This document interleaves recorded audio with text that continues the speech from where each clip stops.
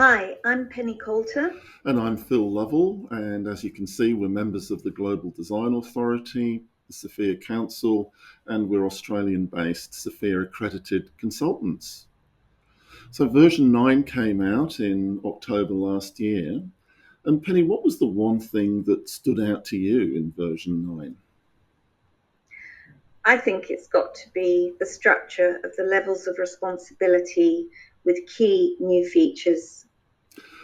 I agree, and when you overlay that with ease of use and making SFIA easier to consume, it's really quite compelling. And most of the changes have been made on the website. That's right. That's right.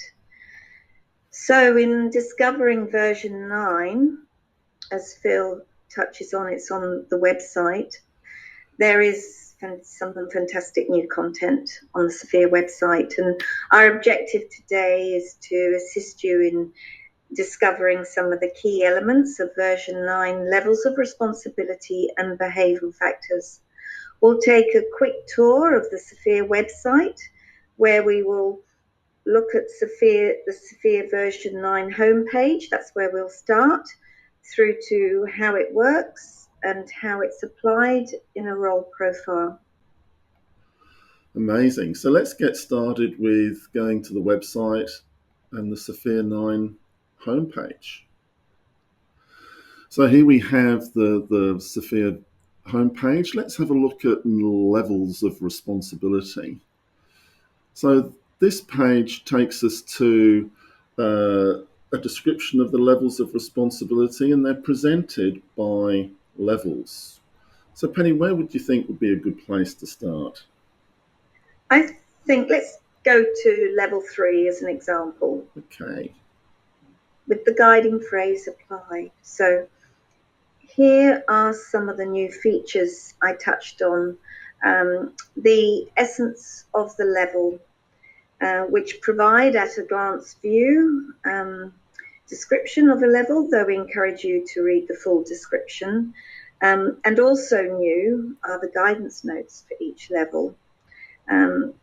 This is a view that makes the behavioural factors within the levels of responsibility easier to consume, where you can see autonomy, influence, complexity, knowledge, and business skills with the behavioural factors all together.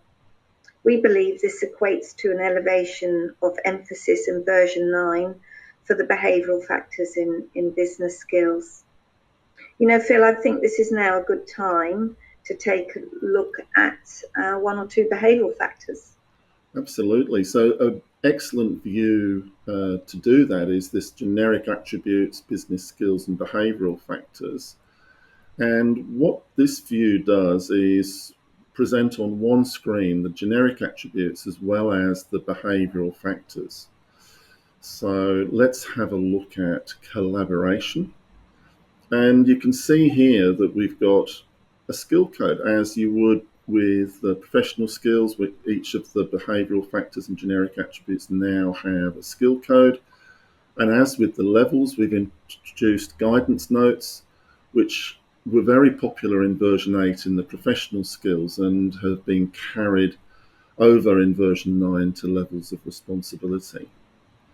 You'll also note that collaboration starts at level 1 and finishes at level 7, and this is being carried over into all of the behavioural factors. If we look at leadership, we might be wondering why leadership starts at level 1. And so as you can see, yeah. That's good, Bill. Yeah. So from the point of view of level 1, really it's more about self-leadership than it is about leading others, because clearly they're following instructions and guidance. The other aspect of leadership as an example is there is significance in the order of the bullet points. So you can see in level 4 here, we've got leads, supports, and guides team members. And you can see in level 5, the first bullet point talks about leadership at an operational level, and at level 6 at an organizational level, and at a strategic management level for level 7. So the order in which the bullet points appear is significant.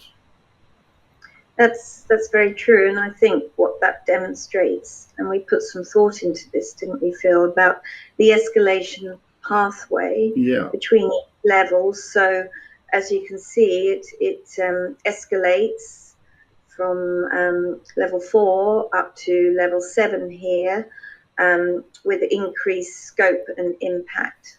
Yeah. That's visually you can see that by those descriptions. Yeah. So I think from the point of view of version 9, we've seen the key elements of the version 9 levels of responsibility and behavioural factors. And for those viewers that are moving from version 8 to version 9 who want to see what changes have been made, let's have a quick look at the release notes. And Penny, how's the glossary from version 8 been changed? That's a very good point. I think let's go to the website, as you say, the release notes, and look at those two tables showing the difference between version 8 and version 9. Thanks, Phil. Okay. The glossary, as you can see here by this table, that's perfect. The glossary from version 8 has been transferred to the website. That's the first change.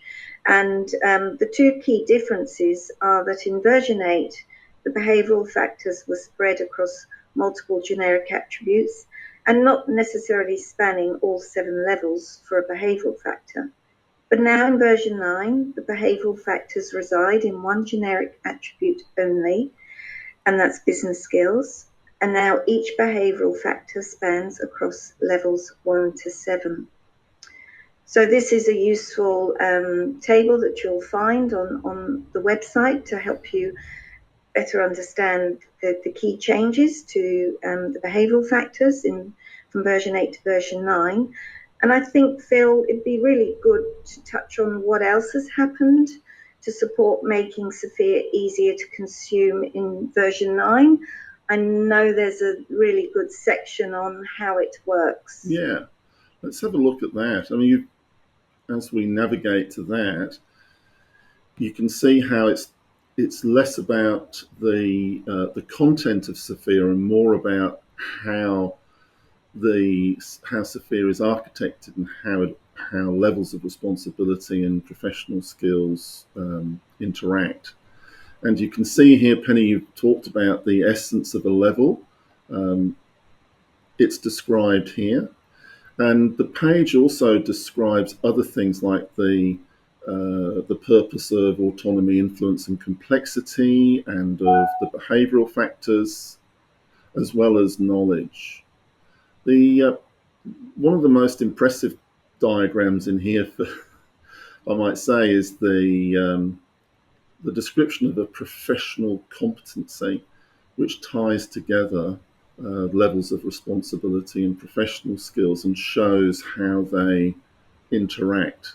And given now that essence statements are included in professional skills, there's been a much tighter linkage made between levels of responsibility and professional skills.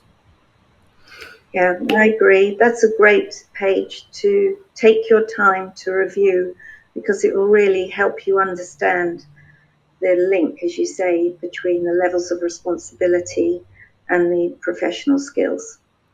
So, Penny, how can we apply this? That's a very good point, Phil. Look, I think let's look at a role profile. I know on the website there is a use case.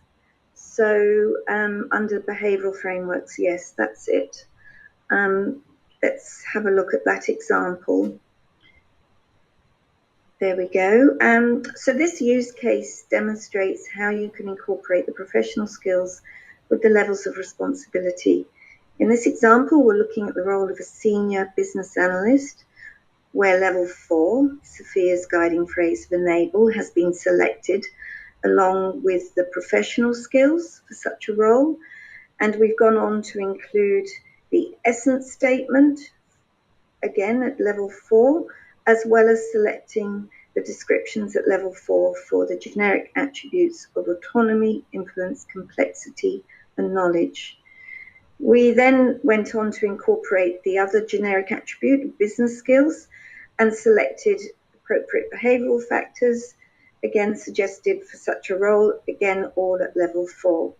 This is just an example of a role profile using SFIA version 9 in bringing together the elements of the professional skills with the levels of responsibility, incorporating some of the key new features in version 9 and the behavioural factors. Oh, that's fantastic, Penny. So I think we've covered what we had on our agenda. Yes, I think we have, Phil. So we certainly encourage you to check out the links that we have here to SFIA's website. And in wrapping up this session and just recapping on the topics we touched on, we visited on the website SFIA version 9, the levels of responsibility, accessed through the homepage, using SFIA, how it works. And within the user forum, we went to the behavioural frameworks and looked at the use case for a role profile. Thanks, Penny. And look, thank you to people who have been watching this video. As you can see, there's lots of great content on the SFIA website. We encourage you to explore that. And if you have any ideas or suggestions, please use the contact us link on the website to share your views. Thanks and bye for now. Yes, bye-bye and thank you.